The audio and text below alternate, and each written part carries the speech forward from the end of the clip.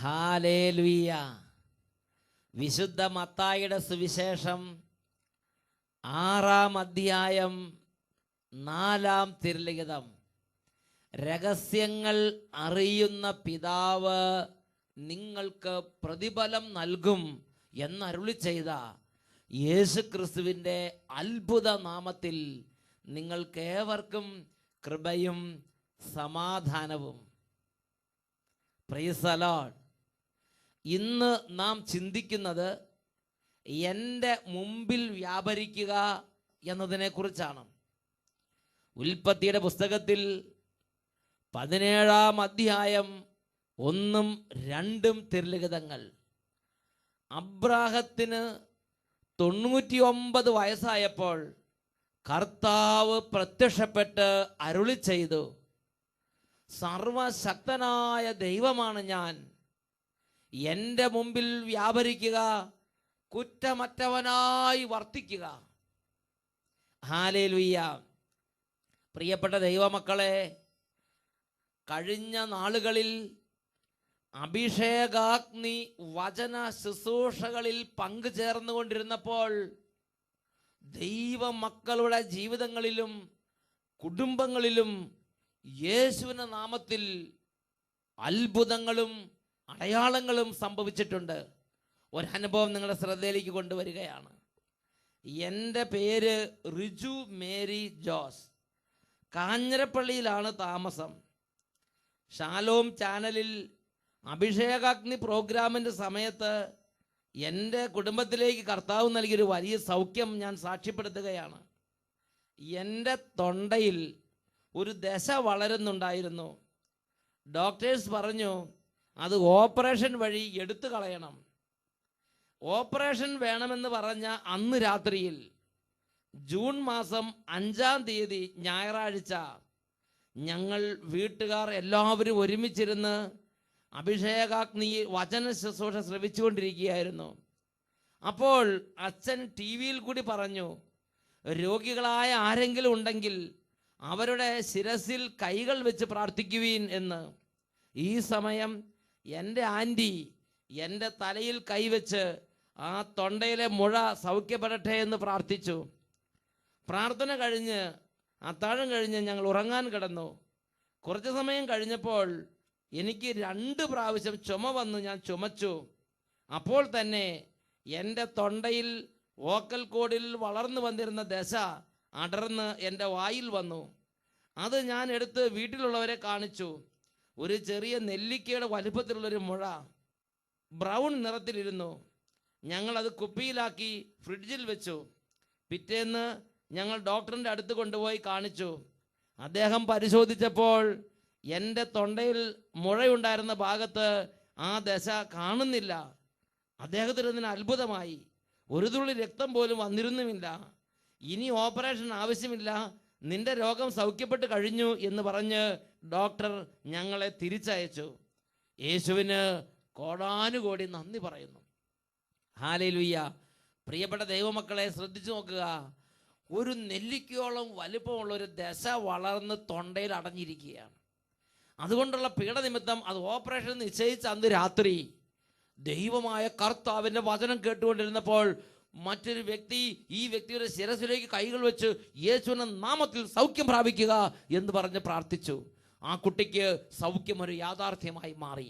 Hallelujah. ഈ സമയം എല്ലാ ദൈവമക്കളും 2 കരങ്ങൾ ഉയർത്തി നിങ്ങൾ ഓരോരുത്തരും എവിടെയാണോ അവിടെ നിന്ന് പ്രാർത്ഥിച്ചാൽ സൗഖ്യമുണ്ട്. ഇപ്പോൾ രോഗികളായ ആരെങ്കിലും നിങ്ങളുടെ അരികിലുണ്ടെങ്കിൽ അവർക്ക് വേണ്ടി പ്രാർത്ഥിച്ചുകൊണ്ടിരിക്കട്ടെ. രോഗികളായ ഓരോരുത്തരെ, ഒരുപക്ഷെ കട്ടിലിൽ കിടക്കുന്ന കിടപ്പ് രോഗികളായിരിക്കാം, ഒരുപക്ഷെ കയ്യും കാലും അനക്കാൻ പറ്റാതെ കസേര കൊണ്ടുവന്ന് ഇരുത്തിയിരിക്കുന്നവരായിരിക്കാം, ഒരുപക്ഷെ ഹാർട്ട് അറ്റാക്ക് സംബന്ധമായ രോഗമായിരിക്കാം, ഒരുപക്ഷെ എത്ര ചികിത്സിച്ച് സൗഖ്യം കിട്ടാത്ത ചില മാരക വ്യാധികളായിരിക്കാം, ക്യാൻസർ രോഗമായിരിക്കാം, എന്തു തന്നെ ഡോക്ടർമാർ ഉപേക്ഷിച്ചൊരു അവസ്ഥയിലായിരിക്കാം, എന്തു തന്നെ ആകട്ടെ. അല്ലെങ്കിൽ ഈ അഭിഷേകാഗ്നി പ്രോഗ്രാം കഴിഞ്ഞ് നാളെ ഡോക്ടറുടെ അടുത്ത് പോയി ഓപ്പറേഷൻ ചെയ്യണം അങ്ങനെ ചിന്തിച്ചിരിക്കുന്നവരാകാം.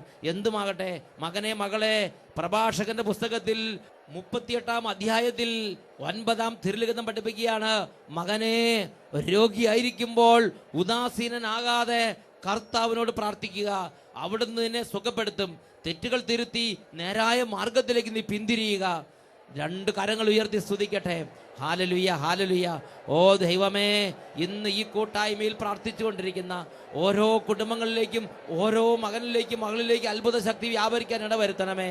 അവിടുന്ന് 145 സങ്കീർത്തന 9 വാക്യത്തിൽ പഠിപ്പിച്ചു, കർത്താവ് എല്ലാവർക്കും നല്ലവനാണ്, കർത്താവ് എല്ലാവർക്കും നല്ലവനാണ്. ഈ ഒരു അനുഭവം ഇപ്പോൾ ഈ കുടുംബത്തിൽ സംഭവിച്ചുകൊണ്ടിരിക്കട്ടെ. ഈ ഒരു അനുഭവം ഇപ്പോൾ ഈ രോഗികൾക്ക് സംഭവിച്ചുകൊണ്ടിരിക്കട്ടെ. ഇപ്പോൾ പ്രാർത്ഥിച്ചുകൊണ്ടിരിക്കുന്ന ഓരോരുത്തരുടെ മേലും കർത്താവ് എല്ലാവർക്കും നല്ലവനാണ്. ഈ ഒരു അഭിഷേകം വ്യാപരിക്കട്ടെ.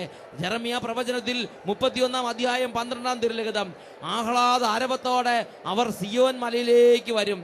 കർത്താവിൻ്റെ വിശിഷ്ടദാനങ്ങളായ ധാന്യം, വീഞ്ഞ്, എണ്ണ, ആടുമാടുകൾ, ദാസിദാസന്മാർ എന്നിവയാൽ അവർ സംതൃപ്തരാകും. ഈ വചനപ്രകാരം ഇപ്പോൾ ഓരോ കുറവുകളിലും കണ്ണുനീരിൽ നിന്ന് പ്രാർത്ഥിക്കുന്ന ഓരോ വ്യക്തികളിലേക്കും കുടുംബങ്ങളിലേക്കും ദൈവത്തിൻ്റെ അത്ഭുത ശക്തി വ്യാപരിച്ചുകൊണ്ടിരിക്കട്ടെ. തടസ്സങ്ങൾ മാറട്ടെ, രോഗപീഠകൾ കെട്ടുകൾ അഴിയട്ടെ, അത്ഭുതങ്ങൾ സംഭവിക്കട്ടെ. കർത്താവായ യേശുവിന്റെ നാമത്തിൽ ശാസിക്കുന്നു, രോഗങ്ങളെ, രോഗപീഠകളെ യേശുവിന്റെ നാമത്തിൽ വിട്ടുമാറിപ്പോവുക. ഹാലലുയ, ഹാലലുയ. യേശുവേ ആരാധന, ആരാധന. പകർച്ചവ്യാധികൾ, മഹാവ്യാധികൾ, ചികിത്സ രോഗങ്ങൾ യേശുനാമത്തിൽ സൗഖ്യം പ്രാപിക്കട്ടെ. ഹാലലുയ, ഹാലലുയ, ഹാലലുയ. ഓ ദൈവമേ, ഈ വചനങ്ങൾ കേട്ടുകൊണ്ടിരിക്കുന്ന ദൈവമക്കളിൽ വിശ്വാസം മങ്ങിപ്പോയവർ, ആത്മീയ ഉണർവ് നഷ്ടപ്പെട്ടവർ, മന്ദത, മരവിപ്പ് ഇവ ബാധിച്ച് ബന്ധനത്തിൽ കിടക്കുന്നവർ യേശുനാമത്തിൽ വിടുതൽ പ്രാപിക്കട്ടെ. ഹാലലുയ, ഹാലലുയ. ഓ ദൈവമേ, ആത്മീയ കാര്യങ്ങൾ പങ്കെടുത്തുകൊണ്ടിരിക്കുമ്പോൾ ദൈവികമായ ശക്തി കാണാൻ പറ്റാത്ത വിധം സാത്താൻ കെട്ടിയിട്ടിരിക്കുന്ന ഓരോ മകളിൽ നിന്നും അശുദ്ധ ശക്തികളെ, ദുരാത്മാക്കളെ നസ്രായന നാമത്തിൽ കൽപ്പിക്കുന്നു. ഈ ദൈവമക്കളെ വിട്ട് നീ നിത്യപാതാളത്തിലേക്ക് ഇപ്പോൾ നിബന്ധിക്കുക. ഹാലലുയ, ഹാലലുയ. യേശുവേ ആരാധന. ബാലികാ ബാലന്മാർ അനുഗ്രഹം പ്രാപിക്കട്ടെ. യുവതി യുവാക്കന്മാരുടെ മേൽ ദൈവശക്തി വ്യാപരിച്ച് ജോലി തടസ്സങ്ങൾ, പഠന തടസ്സങ്ങൾ വിട്ടുമാറിപ്പോവട്ടെ. ഹാലലുയ, ഹാലലുയ. ദൈവമേ, അങ്ങയുടെ മഹാത്ഭുതത്തിന്റെ അതിശയ ശക്തി ഓരോ കുടുംബങ്ങളുടെ മേൽ ഇപ്പോൾ വ്യാപരിച്ചുകൊണ്ടിരിക്കട്ടെ. ഹാലലുയ, ഹാലലുയ. യേശുവേ ആരാധന, ആരാധന. യേശുവേ ആരാധന, ആരാധന. ഹാലലുയ, ഹാലലുയ. യേശുവേ ആരാധന, യേശുവേ ആരാധന. ഹാലലുയ, ഹാലലുയ. യേശുവേ സ്തോത്രം, യേശുവേ നന്ദി.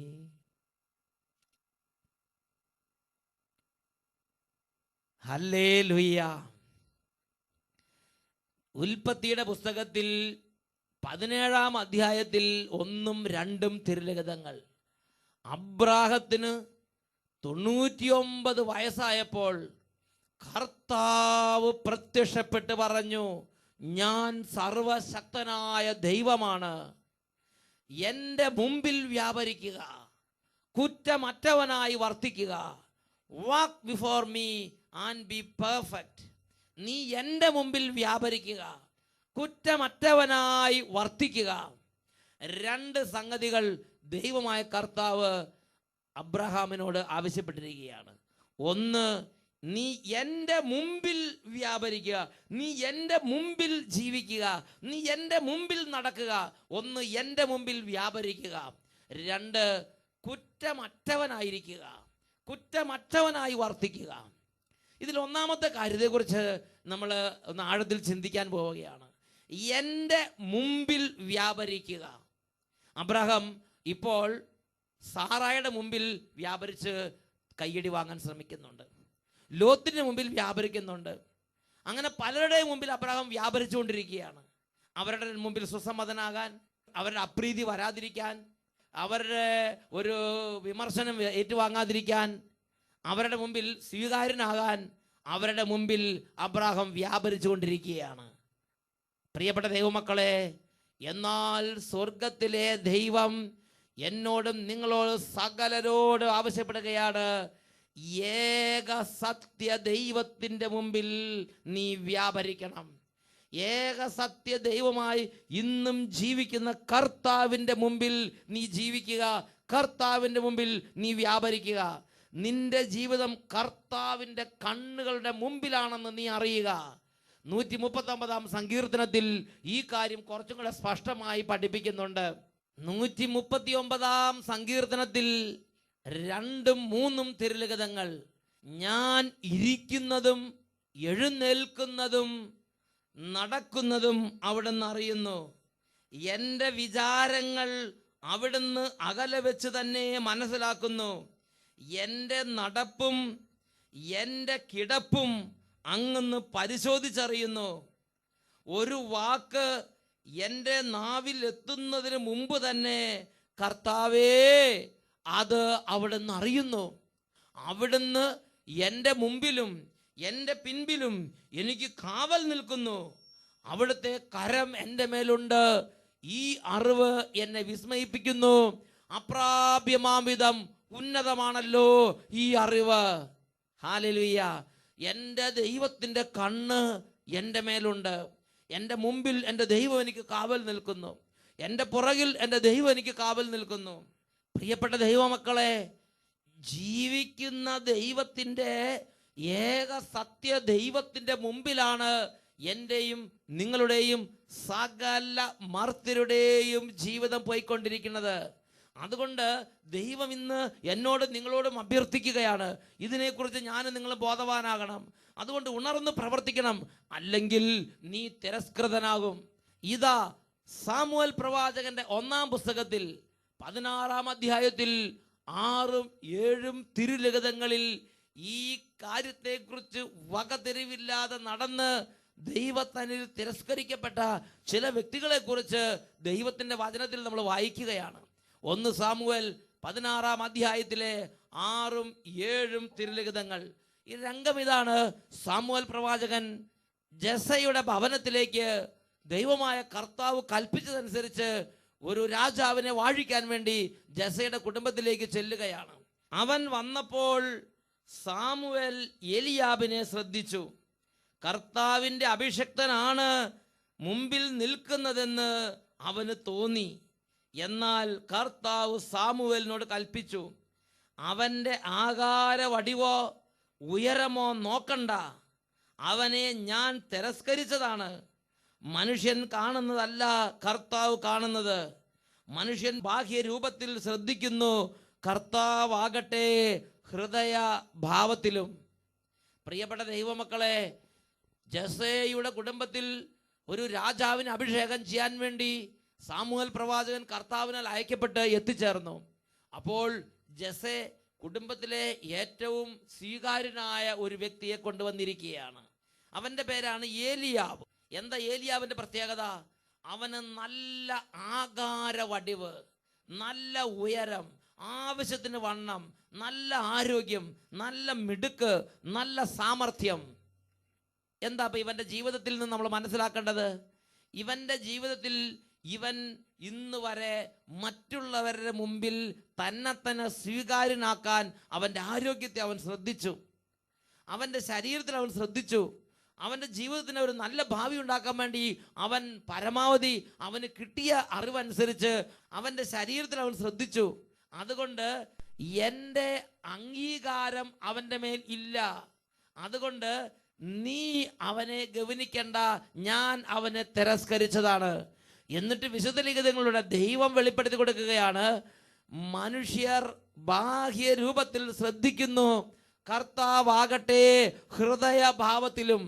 കർത്താവാകട്ടെ ഹൃദയഭാവത്തിൽ ശ്രദ്ധിക്കുന്നവനാണ്. മകനെ, മകളെ, നിന്റെ ഹൃദയഭാവത്തിൽ ശ്രദ്ധിക്കുന്നവനാണ് ജീവിക്കുന്ന ദൈവമായ കർത്താവ്. ഏക സത്യദൈവമായ ജീവിക്കുന്ന കർത്താവിന് മുമ്പിൽ നിന്റെ ഹൃദയം അവന് പ്രിയങ്കരമാംവിധം, അവന് സ്വീകാര്യമാംവിധം നിന്റെ ഹൃദയത്തിന്റെ ഭാവങ്ങളെ നീ ക്രമീകരിക്കുന്നുണ്ടോ? ജീവിതത്തിൽ ഒരുപക്ഷെ ഏലിയാവ് ആ കാര്യത്തിനെ കുറിച്ച് ഗവനിച്ചിട്ടുണ്ടാവില്ല. ജെസയുടെ എല്ലാ മക്കളെയും കൊണ്ടുവന്നു. എന്നാൽ അവരെല്ലാം ലോകപ്രകാരം ജീവിച്ച് ദൈവത്താൽ അംഗീകരിക്കപ്പെട്ട അവസ്ഥയിലേക്ക് വരാൻ അവർക്ക് സാധിച്ചില്ല. ലോകപ്രകാരമുള്ള ജീവിതത്തിൽ ലോകത്തിന്റെ കയ്യടി വാങ്ങാൻ, സൈന്യത്തിൽ ചേരാൻ, രാജ്യത്തിന്റെ അധികാരികളുടെ മുമ്പിൽ സ്വീകാര്യനാകാൻ തക്കവണ്ണം അവർക്ക് കഴിവുണ്ടായിരുന്നു. മനുഷ്യരുടെ മുമ്പിൽ അവർ സ്വീകാര്യരായിരുന്നു, ഭരണാധികാരിയുടെ മുമ്പിൽ സ്വീകാര്യരായിരുന്നു, ചുറ്റുമുള്ളവരുടെ മുമ്പിൽ, നാട്ടുകാരുടെ എല്ലാവരുടെ മുമ്പിൽ സ്വീകാര്യരായിരുന്നു. എന്നാൽ ജീവിക്കുന്ന ദൈവമായ കർത്താവ് അവരുടെ ഹൃദയഭാവത്തെ നോക്കിയിട്ട് കർത്താവ് പറഞ്ഞു, ഇവരെ ഞാൻ അംഗീകരിച്ചിട്ടില്ല, ഇവരെ ഞാൻ തിരസ്കരിച്ചതാണ്. പ്രിയപ്പെട്ട ദൈവമക്കളെ, എൻ്റെയും നിങ്ങളുടെയും ഹൃദയഭാവത്തിൻ്റെ കേടുകൊണ്ട് എൻ്റെയും നിങ്ങളുടെയും ജീവിതത്തിൽ ദൈവത്താൽ തിരസ്കരിക്കപ്പെട്ട ദുഃഖകരമായ അനുഭവത്തിലേക്ക് ജീവിതം നീങ്ങിപ്പോകുന്നുണ്ടോ എന്ന് ഗൗരവത്തിൽ ചിന്തിക്കണം. അതാണ് 139-ാം സങ്കീർത്തനത്തിലെ 2-ാമത്തെ 3-ാമത്തെ വാക്യത്തിൽ ദൈവവചനം വെളിപ്പെടുത്തുന്നത്. അവിടുന്ന് എൻ്റെ നടപ്പും എൻ്റെ ഇരിപ്പും എൻ്റെ കിടപ്പും എൻ്റെ വിചാരവും അവിടുന്ന് നിരീക്ഷിച്ചു കൊണ്ടിരിക്കുകയാണ്. ഹെബ്രായ ലേഖനത്തിൽ ഈ കാര്യം ദൈവത്തിന്റെ വചനം വളരെ വ്യക്തമായി പഠിപ്പിക്കുന്നുണ്ട്. ഹെബ്രായ ലേഖനം 4-ാം അധ്യായത്തിലെ 13-ാം തിരുലിഖിതം, ഒരു സൃഷ്ടിയും അവന്റെ മുമ്പിൽ മറഞ്ഞിരിക്കുന്നില്ല. അവിടുത്തെ മുമ്പിൽ എല്ലാം അനാവൃതവും വ്യക്തവുമാണ്. നാം കണക്ക് ബോധിപ്പിക്കേണ്ടതും അവിടുത്തെ സന്നിധിയിലാണ്. പ്രിയപ്പെട്ട ദൈവമക്കളെ, 32-ാം അധ്യായത്തിൽ, ജെറമ്യാ പുസ്തകം 32-ാം അധ്യായത്തിൽ 19-ാം തിരുലിഖിതം, കർത്താവേ, അവിടുന്ന് ആലോചനയിൽ വലിയവനും പ്രവൃത്തിയിൽ ബലവാനുമാണ്. ഓരോരുത്തന്റെയും നടപ്പിനും ചെയ്തികൾക്കും അനുസരിച്ച് പ്രതിഫലം കൊടുക്കാൻ അങ്ങയുടെ ദൃഷ്ടികൾ അവരുടെ പാതകളിൽ പതിഞ്ഞിരിക്കുന്നു. ഓരോരുത്തന്റെയും നടപ്പിനും ചെയ്തികൾക്കും അനുസരിച്ച് പ്രതിഫലം കൊടുക്കാൻ അവിടുത്തെ ദൃഷ്ടികൾ അവരുടെ പാതകളിൽ പതിഞ്ഞിരിക്കുന്നു. പ്രിയപ്പെട്ട ദൈവമക്കളെ, നമ്മുടെ ഓരോരുത്തരുടെയും ജീവിതം ജീവിക്കുന്ന ദൈവത്തിന്റെ മുമ്പിൽ നാം നീങ്ങിക്കൊണ്ടിരിക്കുകയാണ്. ഈ ജീവിക്കുന്ന ദൈവത്തിന്റെ കണ്ണുകൾ നമ്മുടെ ജീവിതത്തിന് മേലുണ്ട്. അവിടെ നിന്ന് ഒരു കാര്യം വളരെ ആകാംക്ഷാപൂർവ്വം നോക്കിക്കൊണ്ടിരിക്കുകയാണ്. എൻ്റെ ഹൃദയഭാവം എന്ത്? എൻ്റെ ഹൃദയത്തിൻ്റെ ഭാവം എന്ത്? ഈ ദൈവത്തിന് പ്രിയങ്കരനാകാൻ വേണ്ടി ആഗ്രഹിക്കുന്ന ഒരു ഹൃദയഭാവമാണോ എൻ്റെ ഉള്ളിലുള്ളത് എന്ന് ഈ ജീവിക്കുന്ന ദൈവമായ കർത്താവ് എൻ്റെ ഹൃദയത്തെ നിരീക്ഷിച്ചുകൊണ്ടിരിക്കുകയാണ്. യോഹന്നാന്റെ സുവിശേഷത്തിൽ 8-ാം അധ്യായത്തിൽ 29-30 തിരുലിഖിതങ്ങൾ, യേശു തൻ്റെ ജീവിതത്തിൽ ദൈവമായ കർത്താവ് എപ്പോഴും കൂടെ ഉണ്ടെന്നൊരു അനുഭവത്തിൽ ജീവിക്കുകയാണ്. എന്നിട്ട് ഈ ഒരു കാര്യത്തെക്കുറിച്ച് യേശു ഒരു കമന്റ് പറയുന്ന ഭാഗമാണ് യോഹന്നാന്റെ സുവിശേഷം 8-ാം അധ്യായം 29-30 തിരുലിഖിതങ്ങൾ. വചനം പഠിപ്പിക്കുകയാണ്, അവിടുന്ന് എന്നെ തനിയെ വിട്ടിരിക്കുകയല്ല, എന്നെ അയച്ചവൻ എപ്പോഴും എന്നോട് കൂടെയുണ്ട്. എന്തെന്നാൽ ഞാൻ എപ്പോഴും അവിടുത്തേക്ക് ഇഷ്ടമുള്ളത് പ്രവർത്തിക്കുന്നു. എന്തെന്നാൽ ഞാൻ എപ്പോഴും അവിടുത്തേക്ക് ഇഷ്ടമുള്ളത് അപ്പൊ യേശുവിന്റെ ഹൃദയത്തിന്റെ ഭാവം എന്താ? യേശു ഇടത്തോട്ട് തിരിയുമ്പോഴും, യേശു വലത്തോട്ട് തിരിയുമ്പോഴും, യേശു പ്രാർത്ഥിക്കുമ്പോഴും, യേശു പ്രവർത്തിക്കുമ്പോഴും, യേശു വിശ്രമിക്കുമ്പോഴും, നടക്കുമ്പോഴും, ഇരിക്കുമ്പോഴെല്ലാം യേശുവിൻ്റെ ഹൃദയത്തിൻ്റെ ഒന്നാമത്തെ ദാഹം എൻ്റെ സ്വർഗസ്ഥനായ പിതാവിൻ്റെ ഇഷ്ടമെന്ത്? എൻ്റെ സ്വർഗസ്ഥനായ പിതാവ് എന്താണ് എന്നിൽ നിന്ന് ആഗ്രഹിക്കുന്നത്? ഇത് എൻ്റെ സ്വർഗസ്ഥനായ പിതാവിന് സ്വീകാര്യമാകുമോ? ഇതെൻ്റെ സ്വർഗസ്ഥനായ പിതാവിനെ സന്തോഷിപ്പിക്കുമോ? ഇത് യേശുവിൻ്റെ മനസ്സിൽ യേശു എപ്പോഴും ഒന്നാം സ്ഥാനത്ത് ചിന്തിച്ചുകൊണ്ടിരുന്നു. അതുകൊണ്ട് യേശു പറയുകയാണ്, അവിടുന്ന് എന്നെ തനിയെ വിട്ടിരിക്കുകയല്ല, എന്നെ അയച്ചവൻ എപ്പോഴും എന്നോട് കൂടെയുണ്ട്.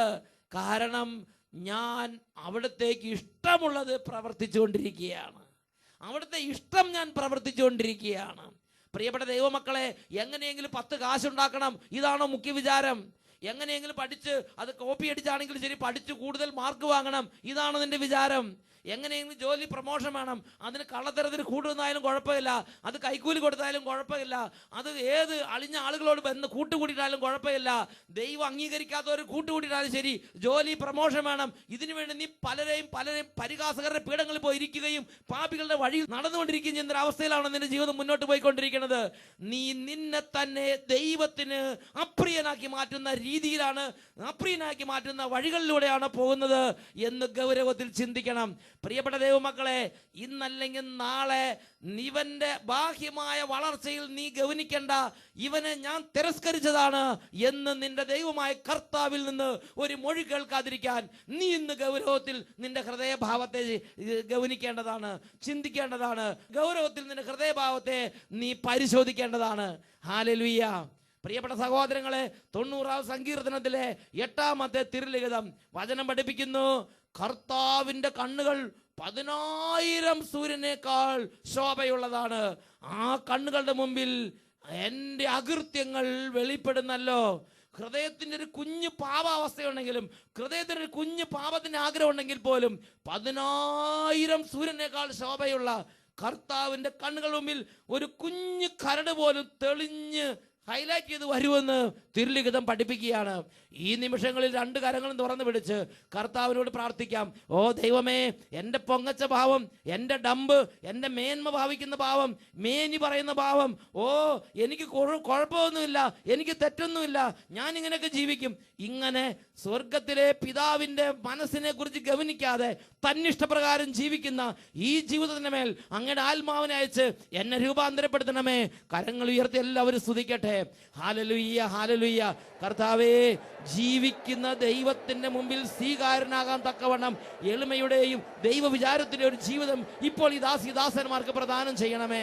സഭാപ്രസംഗങ്ങളുടെ പുസ്തകത്തിൽ 12-ാം അധ്യായത്തിൽ 13-ാം തിരുലിഖിതം, മകനെ ദൈവഭയമുള്ളവനായിരിക്കുക, അവിടുത്തെ കൽപ്പന അനുസരിക്കുകയാണ്, ഇതാണ് നിന്റെ ജീവിത കർത്തവ്യം.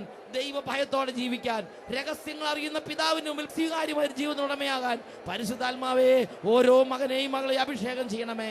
Hallelujah, hallelujah, hallelujah. യേശുവേ ആരാധന, ആരാധന, ആരാധന.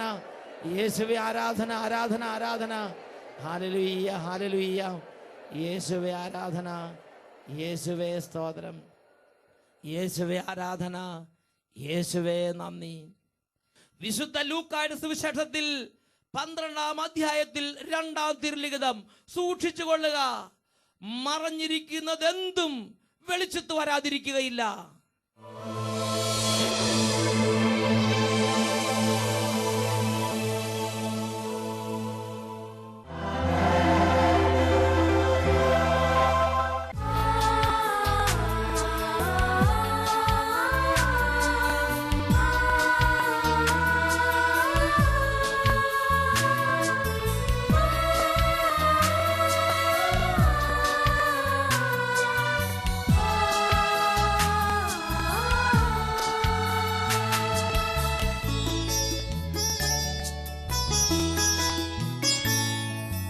സ്വർഗീയവാതിൽ തുറക്കുമീ നിമിഷം, തിരുവോസ്തിരൂപൻ അണയും നിമിഷം.